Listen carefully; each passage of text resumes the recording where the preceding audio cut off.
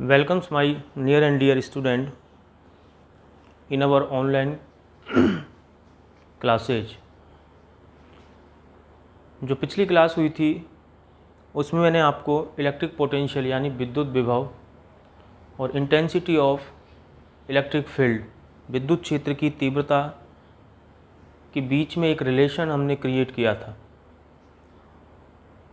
और ये देखा था कि विद्युत क्षेत्र या विद्युत विभव में से कोई एक फिजिकल क्वांटिटी देने पर हम दूसरी फिजिकल क्वांटिटी को फाइंड आउट कर सकते हैं। उसके लिए हमने उसका डिवाइडेशन किया था। इलेक्ट्रिक फील्ड जो है वो यूनिफॉर्म है या नॉन यूनिफॉर्म है, यानी समरूप है, एक समान है, या असमरूप है, असमान है। कुछ एग्जाम्पल्स देखे थे कंसेप्ट को और बेहतर सॉलिड करने के लिए, समझने के लिए। लास्ट में आपको एक डेरिवेशन करवाने की कह के गया था कि हम आज electric potential due to a conducting sphere देखेंगे।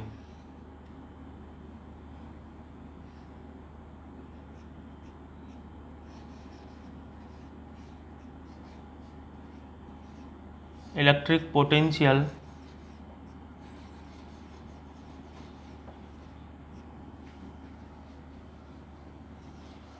ड्यू टू ए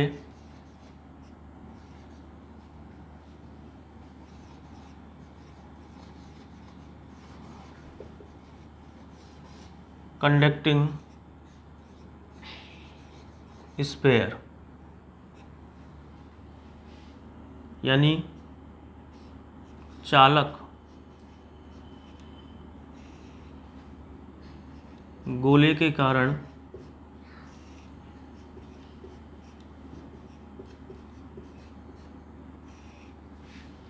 विद्युत विभव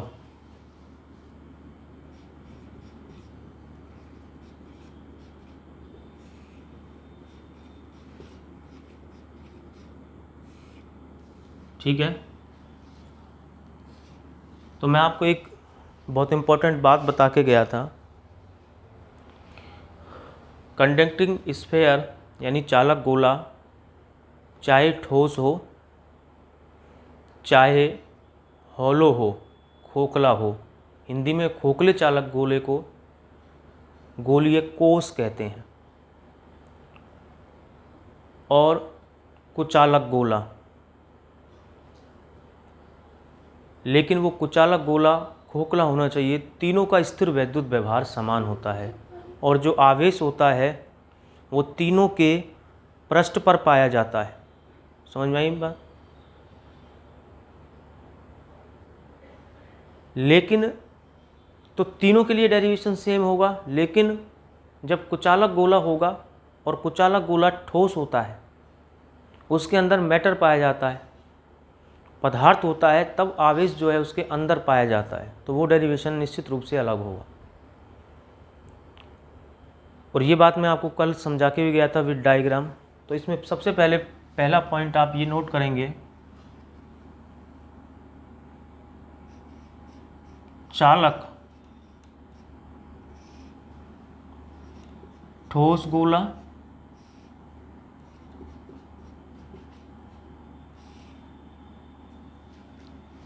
कॉमा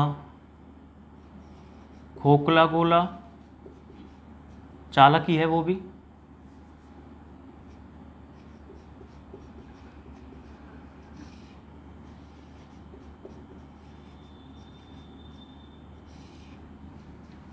खोखला गोला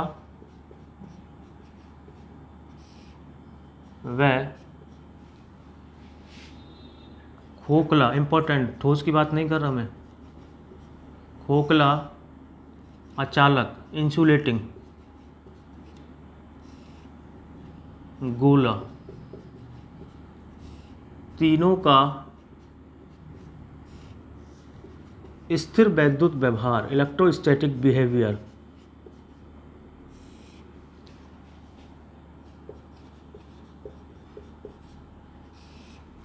समान होता है।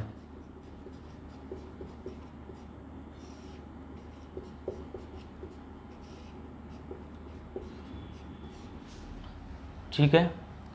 खोखले गोले का नाम गोलीय कोष भी होता है, आप याद रखेंगे।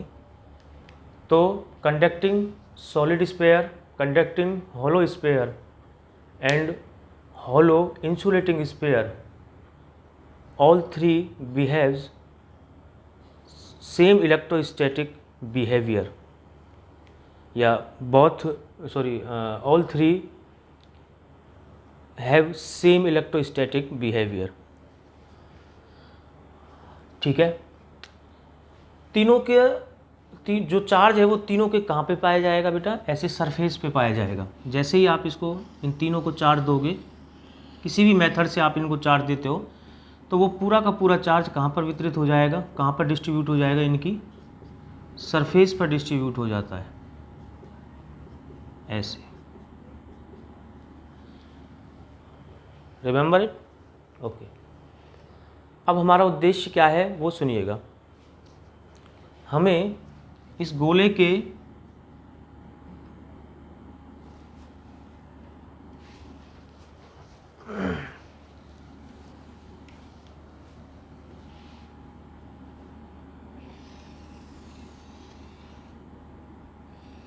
तो जैसे ही आप इसको कैपिटल क्यू आवेश से आवेशित करोगे और इसको एक समान रूप से आप आवेशित कर रहे हैं, यूनिफॉर्मली चार्ज जो है वो बिखरा हुआ है, इसकी रेडियस यानी त्रिज्या है कैपिटल आर। ठीक है। हमें इस गोले के अंदर, सरफेस पे और बाहर, समझ में आई बात? तीनों जगह ऊपर विद्युत विभव की वैल्यू कैलकुलेट करनी, इलेक्ट्रिक पोटेंशियल कैलकुलेट करना है। कहाँ के? Inside the sphere, at the surface of sphere and outside the sphere. Okay. तो एक चालक गोले को कैपिटल क्यू आवेश द्वारा, जो चार्ज है इस पर वो कितना है? Capital Q. कैपिटल क्यू आवेश द्वारा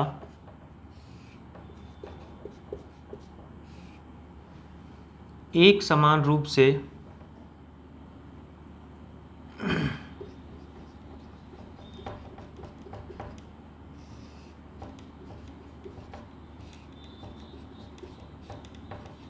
आवेशित किया है।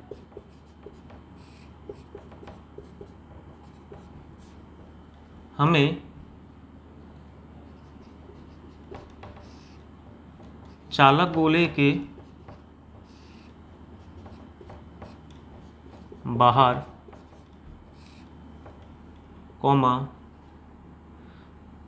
सतह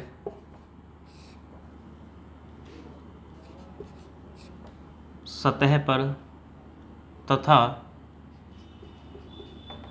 अंदर विद्युत विभव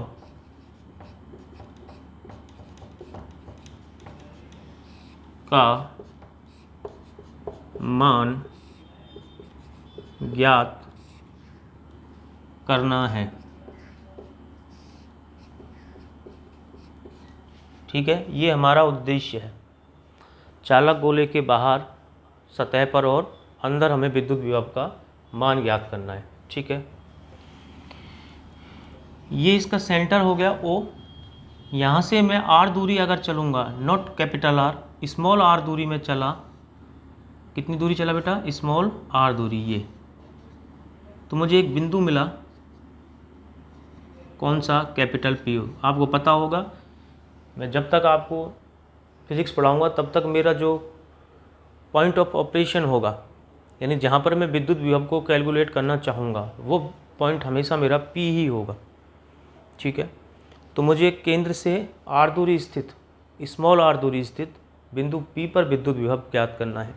अगर मैं स्मॉल r दूरी यहाँ से चलूँगा तो मैं निश्चित रूप से चालक गोले के बाहर आ जाऊँगा, यानी मैं पहली कंडीशन की बात कर रहा हूँ, चालक गोले के बाहर।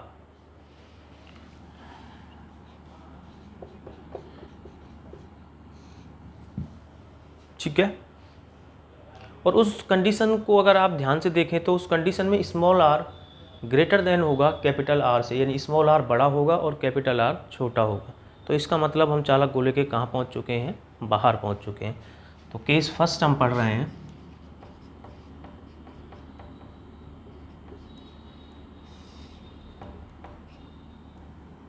यदि small r is greater than capital R, इसका मतलब आउटसाइड द स्फीयर, नो, बाहर, ठीक। मैंने आपको कल, अगर आप रेगुलरली पढ़ाई कर रहे हैं तो कल मैंने आपको एक रिलेशन बताया था कि विद्युत विभव की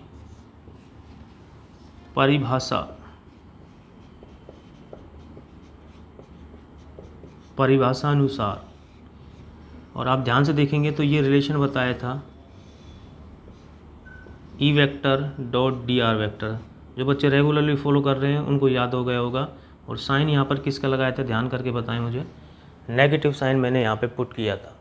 ये मैंने विभव और विद्युत क्षेत्र की तीव्रता के बीच में एक रिलेशन बताया था, और वो रिलेशन तब होता है जब आपका जो इलेक्ट्रिक फील्ड होता है वो नॉन यूनिफॉर्म होता है, यानी जो इलेक्ट्रिक फील्ड है वो असमरूप है। बैठे दिमाग में? तब मैंने आपको ये बताया था V equal to minus E vector dot D R vector. अब एक इम्पॉर्टेंट बात, मैं आपको एक नई बात सिखाने जा रहा हूँ, बहुत ध्यान से और अच्छे तरीके से समझना। मुझे यहाँ पर एड्रेस चाहिए। आपको इलेक्ट्रिक पोटेंशियल की, विद्युत विभव की मैंने डेफिनेशन सिखाई थी कि जब विद्युत विभव को हम परिभाषित करते हैं तो जो यूनिट पॉजिटिव चार्ज होता है, एकांक धनावेश होता है, उसको हम कहाँ से लेके आते हैं बेटा, इन्फिनिटी से लेके आते हैं। ध्यान है आपको, क्योंकि इन्फिनिटी पर विद्युत विभव हम शून्य मानते हैं, अदरवाइज तो विभवांतर ज्ञात होता है, विद्युत विभवांतर, ठीक है ना। तो हम एकांक धनावेश को कहाँ से लेके आते हैं, एकांक धनावेश को हम इन्फिनिटी से लेके आते हैं, ठीक है। कहाँ लेके आते हैं सर, कोई इलेक्ट्रिक फील्ड होगा, उस इलेक्ट्रिक फील्ड में एक पर्टिकुलर पॉइंट तक हम लेकर के आते हैं, ठीक है। इलेक्ट्रिक फील्ड में एक पर्टिकुलर पॉइंट तक हम जो आवेश है, एकांक धनावेश है, उसको लेके आते हैं। समझ में आई बात? कहाँ से लेके आते हैं, इन्फिनिटी से। कहाँ पे लेके आते हैं, विद्युत क्षेत्र में कोई पॉइंट होता है, उस पॉइंट तक हम लेके आते हैं। तो हमें विद्युत क्षेत्र के विरुद्ध इलेक्ट्रिक फील्ड के अगेंस्ट जितना वर्क करना पड़ता है वो सारा वर्क हमारा विद्युत विभव होता है। तो एड्रेस क्या हुआ, एड्रेस हुआ कि हम कहाँ से लेके आ रहे हैं, इन्फिनिटी से। कहाँ लेके आ रहे हैं, आर दूरी पर, यानी इस पी पर। अब आप कहेंगे सर यहाँ इलेक्ट्रिक फील्ड बनेगा, बिल्कुल बनेगा बेटा, ये प्लस क्यू चार्ज है और चार्ज की वजह से यहाँ पर क्या बनेगा, एक इलेक्ट्रिक फील्ड बनेगा। कैसे महसूस करेंगे सर कि इलेक्ट्रिक फील्ड बनेगा, एक टेस्ट चार्ज लेके आओ। समझ में आई बात? जैसे किसी प्लग में लाइट आ रही है, नहीं आ रही है, आप क्या करते हैं, टेस्टर को उसमें लगाते हैं ऐसे, ओके, और वहाँ से जो कोई उसमें एलईडी लाइट या बल्ब जो लगा हुआ होता है वो जो है वो जलने लग जाता है। समझ में आई बात? चमकने लग जाता है, तो हमें पता लग जाता है। ऐसे ही आप क्या करेंगे, इस पॉइंट पी पर जैसे ही आप +1 रखेंगे तो ये +1 को ये सारे के सारे जो चार्ज हैं वो भगाएंगे या बुलाएंगे, निश्चित रूप से भगाएंगे। समझ में आई बात? अब भगाएंगे तो इसका मतलब यहाँ कोई फोर्स लग रहा है, स्थिर वैद्युत फोर्स लग रहा है, इलेक्ट्रोस्टैटिक फोर्स। किसकी वजह से है वो, इलेक्ट्रिक फील्ड की वजह से। तो यहाँ इलेक्ट्रिक फील्ड बन रहा है। एक बहुत इंपॉर्टेंट चीज़ मुझसे कई बार बच्चे पूछते हैं, सर ये plus plus plus plus plus plus plus plus plus जो चार्ज होता है वो यहाँ से चला क्यों नहीं जाता? क्योंकि इस प्लस और इस प्लस के बीच में रिपल्सन होगा, प्रतिकर्षण होगा। इस वाले प्लस और इस वाले प्लस के बीच में भी प्रतिकर्षण होगा, इस वाले प्लस और इस वाले प्लस के बीच में भी प्रतिकर्षण होगा। तो ये चले क्यों नहीं जाते? बिल्कुल चले जाएंगे ये। कब? अगर इनको कोई रास्ता प्रोवाइड कर दे। बाहर एयर है, एयर यानी हवा है, हवा कुचालक होती है। समझ में आई बात? और उसकी वजह से ये बाहर जा नहीं पाते हैं। लेकिन मैं आपको बाद में एक चीज़ बताऊंगा, बहुत इंपॉर्टेंट बात बताऊंगा जब अगला चैप्टर मैं पढ़ाऊंगा, कि एयर का भी अपना एक स्ट्रेंथ होती है। एक निश्चित विद्युत क्षेत्र देने के बाद में वो भी आयनीकृत, आयोनाइज्ड हो जाती है। मतलब एयर के जो पार्टिकल्स होते हैं, एयर के जो कण होते हैं वो चार्ज बन जाते हैं, प्लस माइनस प्लस माइनस। लेकिन उसके लिए विद्युत क्षेत्र बहुत ज़्यादा प्रबल चाहिए होता है। अभी यहाँ पर इतना विद्युत क्षेत्र प्रबल नहीं है कि वो बाहर एयर को यानी हवा को, ये मान करके हम चल रहे हैं, आयनीकृत कर दे, यानी उसके जो पार्टिकल्स हैं, उसके जो कण हैं, उनको चार्ज कर दे, उनको पॉजिटिव या नेगेटिव बना दे। समझ में आई बात? इतना यहाँ इलेक्ट्रिक फील्ड हम मान करके नहीं चल रहे हैं, उसकी एक पर्टिकुलर वैल्यू होती है, मैं बताऊँगा आपको कितना होता है वो विद्युत क्षेत्र। तो ये प्लस ये रिपल हो रहे हैं, एक दूसरे से प्रतिकर्षित हो रहे हैं, लेकिन इनकी मजबूरी है, बाहर कोई रास्ता नहीं है। अगर आप यहाँ से एक चालक छड़ या कोई भी एक चालक तार लगा करके और एयर में अगर आप अर्थ में अगर उसको गाड़ देते हो, तो ये पूरा का पूरा जो आवेश है वो किस में चला जाएगा? पृथ्वी में चला जाता है। ये आप देखते भी होंगे, आए दिन आप देखते होंगे अर्थ ऐड करते हैं भू संपर्कित, जैसे कोई बिजली का पोल्स वगैरह खंभा वगैरह है, तो वहाँ से एक ऐसे चौड़ी पट्टी होती है चालक की, और उसको हम ला करके और खड्डे ऐसा खोदते हैं और उसमें अंदर डाल देते हैं, ताकि जो फालतू का जो चार्ज होता है वो चार्ज जो है वो किस में चला जाता है? पृथ्वी में। और पृथ्वी के आवेश धारण करने की क्षमता बहुत ज़्यादा होती है, याद रखना आप। समझ में आई बात? उसका विभव, पृथ्वी का जो विभव है वो 0 माना जाता है, उसकी धारिता बहुत ज़्यादा होती है, वो कभी भी चार्ज को लेने से मना नहीं करती है।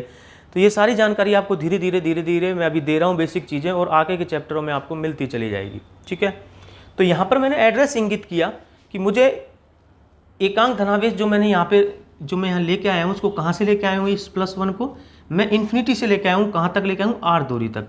मैंने एड्रेस दे दिया। अब एक पिछली बात कर लेता हूँ मैं। हमने इसी चालक गोले के लिए, मैं ये मान करके चल रहा हूँ कि आप ये चीज़ पढ़ चुके हैं, जिन बच्चों ने नहीं पढ़ी है वो अभी जो है सीख लें इस बात को, या लर्न कर लें कि चालक गोले के कारण बाहर विद्युत क्षेत्र यानी इलेक्ट्रिक फील्ड की वैल्यू होती है, हम जानते हैं कि नो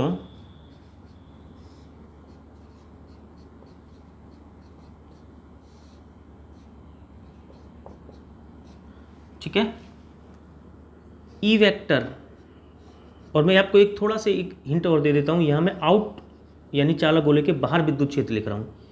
हम जानते हैं ई आउट की वैल्यू, ये समझ में आया ना आपको?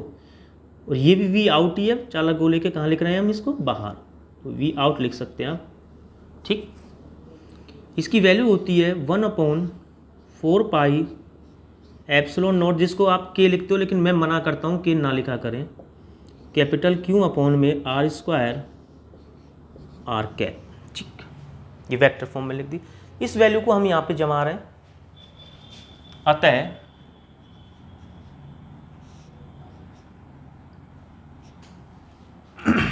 V out equal to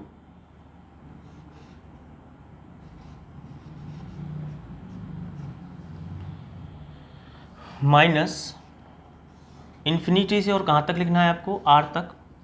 E out की जगह इसका फॉर्मूला लिखूं, ये चालक गोले के कारण बाहर विद्युत क्षेत्र होता है। ठीक है, intensity of electric field at the outside of a conducting sphere 1/, ध्यान से बेटा, 4 pi epsilon not capital Q upon r²। ठीक, और dot product capital Q r² r cap. Okay, उसके बाद डॉट और dr vector. No doubt, I think आप समझ गए होंगे। अब जरा इस पे चर्चा कर लेते हैं, ये क्या चीज़ है। ठीक है, तो देखें, r cap dot dr vector, ये कल भी मैंने आपको बताया था, डॉट प्रोडक्ट है, बिंदु गुणा है। जैसे मैंने लिखा ए वेक्टर डॉट बी वेक्टर, तो उसको हम खोलते हैं ए बी कॉस थीटा से। ए वेक्टर का परिमाण, ए सदिश का परिमाण, बी सदिश का परिमाण, और दोनों के बीच जो एंगल होता है उसकी कॉज्या लेते हैं, कोसाइन लेते हैं, यानी ए बी कॉस थीटा। ठीक, अब इसको भी उसी तरीके से खोलो, आर कैप यानी आर कैप का परिमाण, मैग्नीट्यूड, और एकांक सदिश है ये, और एकांक सदिश का जो परिमाण होता है वो 1 होता है। डॉट, इसका परिमाण मैं dr लिख रहा हूँ, आपको परिमाण लिखने का तरीका पता होगा, ऐसे लिख सकते हैं। ठीक है, जैसे ए वेक्टर है उसका परिमाण a लिखा जा सकता है, या फिर ऐसे भी लिख सकते हैं आप मोड के रूप में। दोनों के बीच में कॉस, कोण कितना है, ये एकांक सदिश किसके अनुदिश है? ये है dr वेक्टर, इसका एकांक सदिश है आर कैप। एकांक सदिश की दिशा सदिश की दिशा में ही होती है जिसके लिए वो परिभाषित किया गया है। जैसे ए वेक्टर का एकांक सदिश जिधर ए सदिश जाएगा उधर ही उसका एकांक सदिश जाएगा। बी वेक्टर है तो उसका एकांक सदिश मान लीजिए बी कैप हमने लिखा, तो जिधर बी वेक्टर जा रहा है उधर ही उसका, तो दोनों के बीच एंगल कितना हुआ, मैं ऐसे जा रहा हूँ, मेरे पीछे पीछे मेरा एकांक सदिश आ रहा है, तो एंगल कितना हुआ, एंगल ऑफ कोर्स 0 डिग्री का हुआ। ठीक है, तो कॉस कितना हुआ 0 डिग्री। कॉस 0 डिग्री की वैल्यू जो है वो 1 होती है, तो ये केवल क्या बच गया, केवल डी आर बच गया। तो इसकी जगह मैं केवल क्या लिख सकता हूँ, डी आर। अब ये एक बार मैंने आपको ये चीज़ समझा दी है तो आप इसको अब हमेशा याद रखेंगे, ये होती है अच्छे बच्चों की बात। ठीक है, तो वी आउट इक्वल टू, इसमें से जो कांस्टेंट है इंटीग्रेशन में से आप उनको बाहर निकाल सकते हैं, 1/4πε0 कैपिटल क्यू को मैं बाहर निकाल लेता हूँ। ओके, इन्फिनिटी से आर तक, इसको मैं ऊपर लेके जाऊँगा तो r की पावर -2 लिख दूंगा मैं, और ये डी आर हो गया। ठीक है, इंटीग्रेशन करते हैं आप, V out equal to -q/4πε0, power में एक ऐड कर देंगे और उसको कहाँ पे ले जाएंगे, नीचे ले जाएंगे। ठीक है, लिमिट कहाँ से कहाँ तक, इन्फिनिटी से और कहाँ तक, r तक। तो V out equal to capital Q with negative sign 4πε0, ये ऑफ कोर्स r की पावर -1 आया, ये माइनस का 1 आया नीचे। ठीक है, माइनस से माइनस ये क्या हो गया आपका, प्लस हो गया है, इन्फिनिटी से r तक, upper limit minus lower limit लिखते हैं। तो V out equal to capital Q/4πε0, ठीक, 1/r, इन्फिनिटी से और r तक, पहले उच्च सीमा अपर लिमिट, उसके बाद में lower limit. V out Q/4πε0 1/r minus one by infinity. ठीक है, 1/इन्फिनिटी, 1 में इन्फिनिटी का बहुत बड़ी संख्या का बड़ी, मैं बड़ी तो बहुत कम यूज कर रहा हूँ, इन्फिनिटी का भाग लग रहा है जिसका कचुमा निकल जाएगा, 0 आएगा। तो वी आउट की वैल्यू कितनी आ गई, we out equal to 1/4πε0 1/r, और इसकी वैल्यू कितनी हो गई, 0। ये ठीक है, ये आई आपकी किसकी वैल्यू, पॉज करके आप इसको उतार सकते हैं, मैं इसको अब मिटा रहा हूँ। ठीक है ना, तो वी आउट की वैल्यू कितनी आ गई, 1/4πε0 और 1/r, जिसको आप के कहते हैं, बाकी मैं फिर भी इग्नोर कर रहा हूँ, मना करता हूँ, मत लिखा करें के, और क्यों और आएगा, सॉरी, के क्यू अपॉन में आर। ठीक, आई थिंक क्लियर हो गया होगा, एक एक चीज़ मैंने आपको बताई है, आगे देखें अब आप।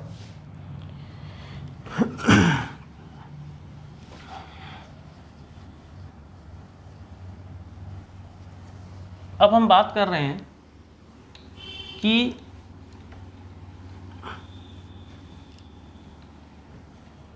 केस नंबर सेकंड की।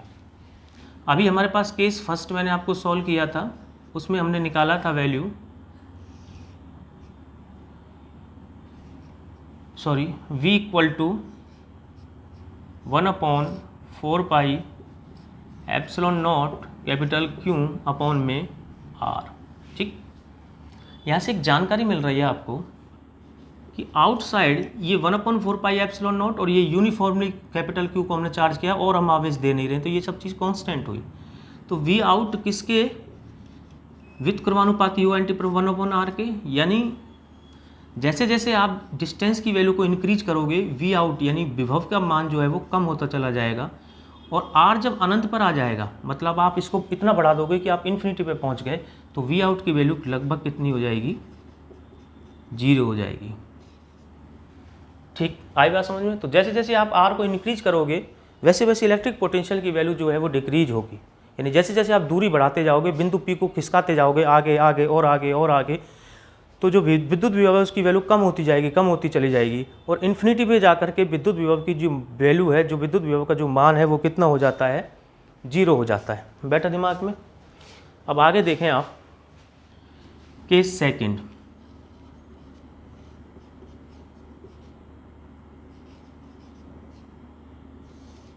यदि स्मॉल आर कैपिटल आर के इक्वल हो, यानी सतह पर। ठीक है, आई बात समझ में?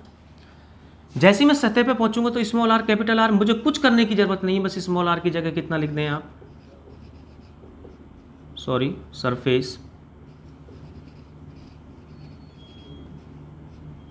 1/4πε0 कैपिटल क्यू अपॉन में कैपिटल आर। देखें ज़रा, रेडियस कभी चेंज होती है क्या? इस तरीके से चार्ज था, अब की बार हमारा जो पॉइंट P है, ये पॉइंट P कहाँ पे है? यहीं है। ये कभी चेंज हो जाएगी कि? अगर ये चेंज हो जाएगी तो बेटा ये गोलाई कैसे रहेगा? अरे आप स्फीयर की जब रेडियस को चेंज कर देंगे, त्रिज्या को चेंज कर देंगे, तो उसका तो आकार बदल जाएगा। तो बार बार आकार बदल करके डेरिवेशन कर रहे हैं क्या? समझ में? एक पर्टिकुलर चीज़ के लिए डेरिवेशन बना रहे हैं, वो चीज़ का शेप थोड़ी ना बिगाड़नी है हमें। तो ये वैल्यू कैसी आई? इसका मतलब कांस्टेंट आई। मैं क्या सही हूँ? तीसरी बात, क्या ये वैल्यू मैक्सिमम नहीं आएगी? क्योंकि कम दूरी से डिवाइड हो रहा है ना, डिस्टेंस पहले आर यहाँ बाहर था, बड़ी दूरी से डिवाइड हो रहा था, अब कैपिटल आर छोटा हो गया ना। समझ में आई बात? इसलिए मैक्सिमम आएगी। ओके, अब हम बात करते हैं केस थर्ड की। केस थर्ड को मैंने इस तरीके से बनाया है, आप देखना, बड़ा लिंक अप किया है, विदिन ए सेकेंड में आपको ये केस समझ में आ जाएगा। हम जानते हैं, मैं आपको इसको बहुत ज़्यादा लेंथी और बहुत ज़्यादा कॉम्प्लिकेटेड नहीं करते हुए देखना आप, बड़ा मैं इजीली, और आपको समझ में आएगा कि सर ये तो आपने कल ही हमें बता दिया था। ढंग से पढ़ोगे, तरीके से पढ़ोगे, रेगुलर फॉलो करोगे, ऑनेस्टी से पढ़ोगे, तो मैं गारंटी बता रहा हूँ ये सब लॉलीपॉप बन जाएगा, कुछ नहीं रहेगा। समझ में आई बात? चूसो, मजा लो। ठीक, तो देखें आप, हम जानते हैं कि वी ई इक्वल टू, कल हमने पढ़ा था माइनस का dv/dr। कितने लोग ये बताएंगे कि चालक गोले को जब भी आवेश दिया जाता है, सारा का सारा चार्ज कहाँ पे आ गया? पृष्ठ पे आ गया। पृष्ठ पे आ गया तो अंदर चार्ज कितना हुआ? 0। अच्छा, अंदर चार्ज 0 हुआ। जब चार्ज 0 है तो क्या विद्युत क्षेत्र होगा? नो नो नो, कल भी बताया था मैंने आपको, इलेक्ट्रिक फील्ड इंटेंसिटी की जो वैल्यू होती है वो चालक के अंदर 0 होती है। इसलिए जब कोई लाइटिंग होती है, आकाश में बिजली कड़कती है, तो अगर आपके पास में कोई लोहे की या किसी भी मेटल की कोई सरफेस हो तो आप बच सकते हैं, क्योंकि चार्ज आएगा और आपकी खोपड़ी पे जो मेटल की सरफेस है उस पर फैल जाएगा, लेकिन अंदर चार्ज जो है वो प्रवेश नहीं करता है। बैठा दिमाग में? तो आप बच सकते हैं उस चीज़ से। ठीक, तो अंदर विद्युत क्षेत्र की वैल्यू कितनी हुई? 0। चालक गोले के अंदर, चालक गोले के अंदर E बराबर कितना होता है? 0। अतः E की मान 0 आ रहा है, इसका मतलब V का मान कांस्टेंट है। कल बताया था कि मैंने कांस्टेंट का अवकलन कितना होता है? 0, तो V का मान कांस्टेंट। इनसाइड की बात कर रहे हैं, इसका मतलब V का मान जितना पहले था उतना ही अब है। यानी कितना? 1/, कांस्टेंट कहाँ था ये? 1/4πε0 कैपिटल Q अपॉन R। यानी ये चालक गोला, अंदर विद्युत विभव का मान होगा, विद्युत क्षेत्र नहीं, सॉरी, विद्युत विभव, मैं थोड़ी क्विकली अगर बोल भी जाऊँ, विद्युत विभव की बात कर रहे हैं, तो अंदर विद्युत विभव की वैल्यू 2 वोल्ट है सपोज, तो सतह पर भी कितनी होगी? 2 वोल्ट। बदलेगा कब? जब बाहर आ जाएंगे। और बाहर कैसे बदलेगा? जैसे जैसे दूरी बढ़ाओगे वैसे विभव कम होता चला जाएगा, इन्फिनिटी पे जा करके 0। फिर से समझ लेना, ये है आपका चालक गोला, अंदर सपोज विद्युत विभव 2 वोल्ट है, तो सतह तक जब आओगे उसकी सरफेस तक तो 2 वोल्ट ही रहेगा। जैसे ही आप बाहर निकलोगे और जैसे तो विद्युत विभव चेंज होगा, और जैसे जैसे दूरी बढ़ाते चल जाओगे वो कम होता चला जाएगा, और इन्फिनिटी पे जाकर के कितना हो जाएगा? 0। ये बात समझ में आई? अर्थात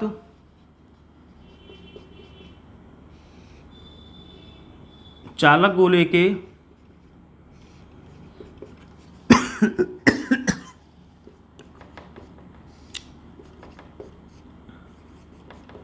अंदर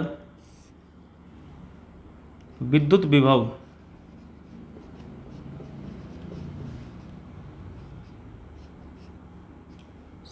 सतह पर विद्युत विभव के समान होता है। अब मेरी बात सुने आप ध्यान से, इससे रिलेटेड मैं एक ग्राफ छोड़ के जा रहा हूँ आज, कल वीडियो में बताऊंगा, और मैं खुद से छोड़ रहा हूँ उसको, रीजन बताऊँ मैं आपको। आप x अक्ष पे दूरी लिखेंगे, y अक्ष पे विभव लिखेंगे, और जो मैंने जानकारी बताई है उनके हिसाब से ग्राफ बनाने की कोशिश करेंगे। गलत बनता है कोई प्रॉब्लम नहीं है, कल मैं इस टॉपिक को रिवाइज भी करवाऊंगा, प्लस दूरी के साथ विभव का जो है मैं ग्राफ एक मेंटेन आपको करवाऊंगा, ठीक है ना। जिससे आपको कल का जो प्रीवियस लेक्चर है वो भी रिपीट हो जाएगा और फिर हम कल आगे पढ़ें। ओके बेटा, थैंक यू।